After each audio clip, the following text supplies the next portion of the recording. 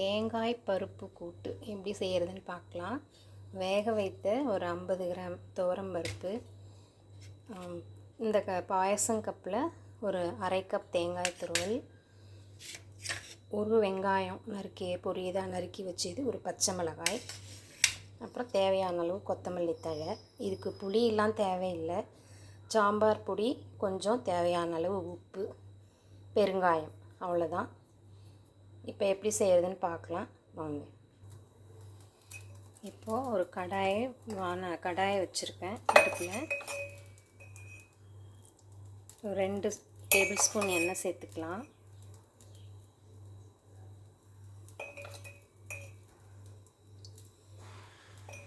இது நல்லா காஞ்சதும் எண்ணெய் காயட்டும். ஃபஸ்ட்டு கடுகு சேர்த்துக்கலாம்.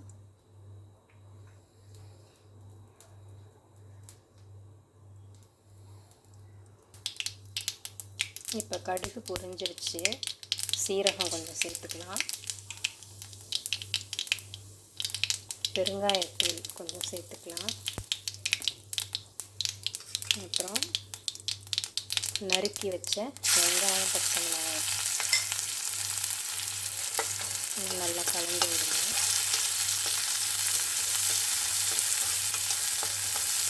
கொஞ்சம் நல்லா வதங்கட்டும்.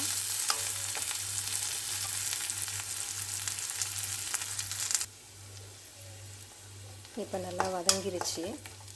இப்போ இந்த ஸ்டேஜில் நம்ம வேக வச்ச பருப்பை சேர்த்துக்கலாம். கொஞ்சம் தண்ணி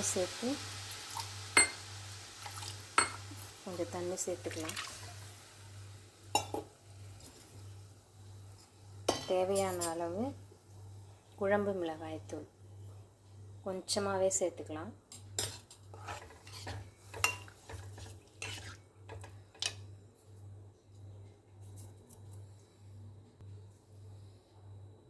உப்பு, தேவையான அளவு உப்பு. இப்போ இதை நல்லா கலந்து விட்டுருங்க. ஒரு கொதி வந்ததுக்கப்புறமா அந்த தேங்காய் துருவலை சேர்த்துக்கலாம். இப்போ பாருங்கள், நல்லா ஒரு கொதி வந்திருக்கு. இந்த ஸ்டேஜில் இந்த அரை கப் தேங்காய் துருவலை நான் இதில் சேர்த்துக்கிறேன். இதை நல்லா கலந்து விடுங்க. இப்போ இது ஒரு 5 மினிட்ஸ் நல்லா கொதிக்கட்டும். மூடி வச்சிடலாம். பாருங்கள், நல்லா கொதிச்சிருச்சு. பாருங்கள், ரொம்ப திக்காயிடுச்சு. இப்போ இதை ஒரு பவுலில் சேர்த்துக்கலாம். வெல்கம் டு ஸ்ரீமித்துஸ் கிச்சன். தேங்காய் பருப்பு கூட்டு ரெடி ஆயிடுச்சு. இப்போ இதை சூடான சாதத்தில் கலந்து நெய் கொஞ்சம் விட்டுக்கோங்க. கொஞ்சம் நெய் விட்டு